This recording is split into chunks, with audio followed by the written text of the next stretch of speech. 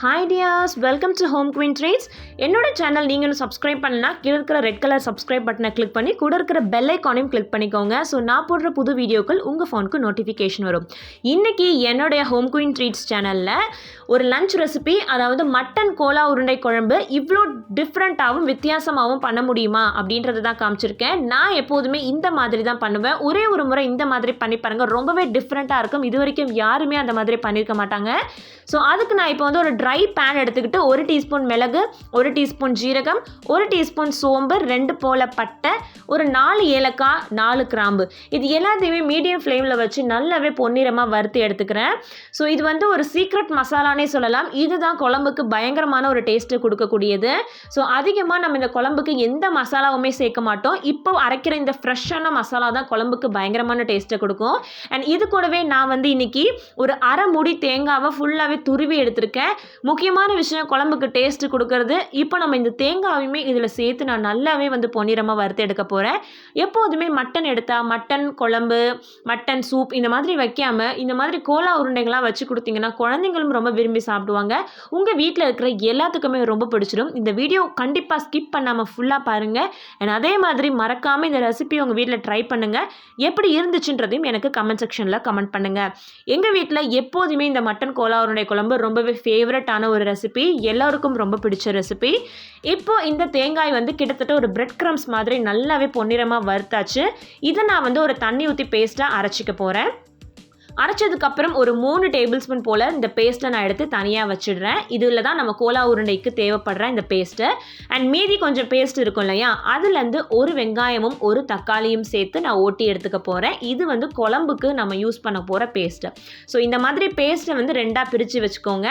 And அதுக்கப்புறம் நம்ம என்ன பண்ண போகிறோம் அப்படின்னா, நான் இன்றைக்கி 1/4 கிலோ வந்து மட்டன் எடுத்திருக்கேன். ஸோ போன்லெஸ் மட்டனாக மட்டும் எடுத்திருக்கேன். இன்கேஸ் உங்களுக்கு போனோட மட்டன் கிடச்சிதுன்னா நீங்கள் போனை எடுத்து தனியாக ஒரு சூப் மாதிரி கூட வச்சு குடிச்சிடலாம். ஸோ மட்டன் சூப் ரெசிபியும் நம்ம சேனலில் வந்து வீடியோஸ் இருக்குது, கண்டிப்பாக வந்து நீங்கள் செக் பண்ணி பாருங்கள். நான் வந்து டிஸ்கிரிப்ஷன் பாக்ஸில் லிங்க் கொடுக்குறேன். அண்ட் இந்த மட்டன் வந்து நீங்கள் கடையில் கேட்டாலே வந்து கீமா மாதிரி பண்ணி கொடுப்பாங்க. இன்கேஸ் அந்த மாதிரி உங்களுக்கு கிடைக்கலனா நீங்கள் ஜஸ்ட் மிக்ஸி ஜாரில் போட்டு ஒரு ஓட்டினீங்கன்னா கறி வந்து ஃபுல்லாகவே இந்த மாதிரி பல்ஸ் மாதிரி நமக்கு பல்ஸ் கொடுக்கும்போது இந்த மாதிரி நமக்கு மாறிடும். இப்போ நான் வந்து என்ன பண்ண போகிறேன்னா, கோலா உருண்டைக்கான மசாலா ரெடி பண்ண போகிறேன். நான் அரைச்சி வச்ச கறி எடுத்துக்கிட்டேன். ஒரு ஆனியனை நல்லா ஃபைனாக சாப் பண்ணிக்கோங்க. கூடவே கொஞ்சமாக வந்து கருவேப்பிலை வந்து நான் சேர்த்துக்குவேன். அண்ட் இது கூட நான் இப்போ என்ன சேர்க்க போகிறேன்னா, நம்ம பேஸ்ட் தனியாக எடுத்து வச்சுருந்தோம் இல்லையா, ஒரு 3 டீஸ்பூன் போல், அதையும் நான் வந்து இது கூட சேர்த்துக்கிறேன். அண்ட் 1 டீஸ்பூன் போல் இஞ்சி பூண்டு விழுது வந்து இதுக்கு நான் சேர்த்துக்கிறேன். கிட்டத்தட்ட இந்த குழம்புக்கு இஞ்சி பூண்டு பேஸ்ட்டு இவ்வளோ மட்டும்தான் தேவைப்படும். நம்ம குழம்புல சேர்க்க மாட்டோம், இந்த கோலா உருண்டையில் மட்டும்தான் நம்ம சேர்ப்போம். ஸோ இஞ்சி பூண்டு பேஸ்ட்டு சேர்த்ததுக்கப்புறம் 1 டீஸ்பூன் நான் மிளகாய் தூள் சேர்க்குறேன். அதே மாதிரி 1 டீஸ்பூன் போல் நான் வந்து மல்லித்தூள் சேர்க்குறேன். அண்ட் கூடவே பார்த்தீங்கன்னா கொஞ்சமாக வந்து மட்டன் மசாலா சேர்க்குறேன். இந்த கோலா உருண்டை மசாலாவுக்கு தேவையான உப்பு சேர்க்குறேன். இது எல்லாத்தையுமே சேர்த்து நல்லா மிக்ஸ் பண்ணதுக்கப்புறம் அதுக்கு முன்னாடி நான் வந்து ஒரு சின்ன டீஸ்பூனில் 4 டீஸ்பூன் போல் பொட்டுக்கடலையை ட்ரையாக பவுடர் பண்ணி வச்சுக்கிறேன். இதை போட்டு நான் கோலா உருண்டையில் பிசையும் போது எனக்கு மாவு நல்லாவே வந்து உருட்டுறதுக்கு வரும். ஸோ அந்த மாதிரி நான் ஃபஸ்ட்டு ரெடி பண்ணி வச்சுக்கிட்டு இப்போ நான் போட்ட மிக்சர் எல்லாத்தையுமே சேர்த்து மிக்ஸ் பண்ணிக்கிட்டு இந்த பொட்டுக்கடலை மாவையும் அதில் போட்டு நல்லாவே நான் பரட்டி எடுத்துக்கிறேன். அண்ட் இப்போ நம்ம பால்ஸ் ஆக்கும்போது நல்லா ஃபுல் மோல்டிங்காக வரும். ஸோ நம்ம வேக வைக்க போகிறோம். இது நம்ம எண்ணெயில் போட்டு பொரிக்க போகிறது கிடையாது. இதுதான் ரொம்ப ஒரு டிஃப்ரெண்ட்டான ஒரு ரெசிபின்னு நான் சொன்னேன். ஏன்னா நிறைய பேர் வந்து எண்ணெயில் போட்டு பொரிச்சு எடுப்பாங்க. எண்ணெயை சூடு பண்ணி அது போட்டு பொரிச்சு எடுத்து நிறைய ப்ராசஸ். ஜஸ்ட் நம்ம அழகாக இட்லி பாத்திரத்தில் வேக வச்சு எடுத்துடலாம். ஸோ இந்த மாதிரி ஒரு இட்லி பாத்திரத்தில் தண்ணி சூடு பண்ணிவிட்டு தட்டில் இந்த பால்ஸ் அடுக்கி வச்சு வேக வச்சு எடுத்துடலாம். ஸோ ரொம்ப ஈஸியான ஸ்டெப், அதே சமயம் ரொம்ப டேஸ்டியான ஒரு குழம்பு. எப்போவுமே நான் எங்கள் வீட்டில் ட்ரை பண்ணி நிறைய பேத்துக்கு இது பிடிக்கும். ஸோ அடிக்கடி செய்யக்கூடிய ஒரு ரெசிபியாகவும் கண்டிப்பாக இது உங்களுக்கு மாறும். ஏன்னா மட்டன் கோலா உருண்டை குழம்புனா பயங்கர ப்ராசஸ்ன்னு நினைப்பீங்க. இந்த மாதிரி பண்ணிங்கன்னா ரொம்பவே ஈஸியாகவும் ரொம்பவே டேஸ்டியாகவும் இருக்கும். இப்போ இந்த பால்ஸ் எல்லாமே பார்த்தீங்கன்னா வெந்துடுச்சு. இது தனியாக இருக்கட்டும். அண்ட் இதுக்கப்புறம் நான் குழம்பு செய்ய ஸ்டார்ட் பண்ணிட்டேன். இதுக்கப்புறம் நான் என்ன பண்ணேன்னா, இதில் ரெக்கார்டிங் நான் ஆன் பண்ணேன், பட் அது ரெக்கார்ட் ஆகலை.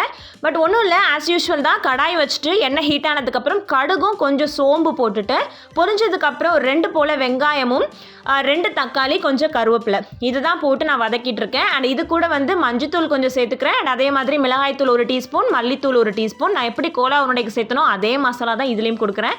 ஒரே தடியாக சேர்க்காம உருண்டையில் கொஞ்சமும் குழம்புல கொஞ்சமும் பிரித்து சேர்க்குறேன். கூட கொஞ்சம் மட்டன் மசாலா, கோலா உருண்டைக்கு போட்ட அதே மசாலா தான் இதுக்கும் போடுறேன். 2ஆக நான் பிரித்து சேர்த்துக்குவேன் எப்போதுமே. ஸோ இது மசாலாவோட பச்சை ஸ்மெல் போகிற வரைக்கும் நல்லா வதக்கிட்டேன். இதில் கொஞ்சம் தண்ணி சேர்த்துக்கிறோம், ஏன்னா மசாலா அடிப்பிடிக்கக்கூடாதுன்றதுக்காக.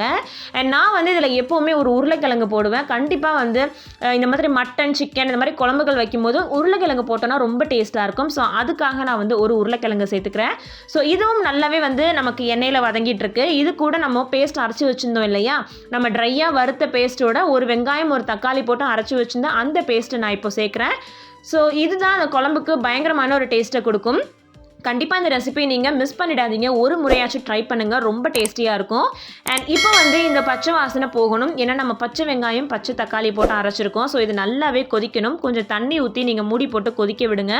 ஸோ எல்லாமே நம்ம போட்ட உருளைக்கிழங்குலேருந்து இந்த பச்சை மசாலா வாசனை எல்லாமே போகணும். ஸோ இது வந்து கொஞ்சம் நேரம் வேகட்டும். ஸோ அதுக்கு இடையில நம்ம இந்த இட்லி பாத்திரத்தில் வேக வச்சுருந்தோம் இல்லையா, ஸோ அந்த கோலா உருண்டையை நம்ம அப்படியே சாப்பிட்டு பார்த்தோன்னா ரொம்ப டேஸ்ட்டாக இருக்கும். குழந்தைங்களுக்கு அந்த மாதிரி 2 பால்ஸ் நீங்கள் கொடுத்தா கூட அவங்க அப்படியே அது ஒரு ஸ்நாக்ஸ் மாதிரி சாப்பிட்ருவாங்க. இப்போ வந்து நல்லாவே கொதிச்சிருச்சு. நம்ம பச்சை வாசனைகள் எல்லாமே போனதுக்கப்புறம் நம்ம பால்ஸை வந்து அது உள்ளே சேர்த்துடலாம்.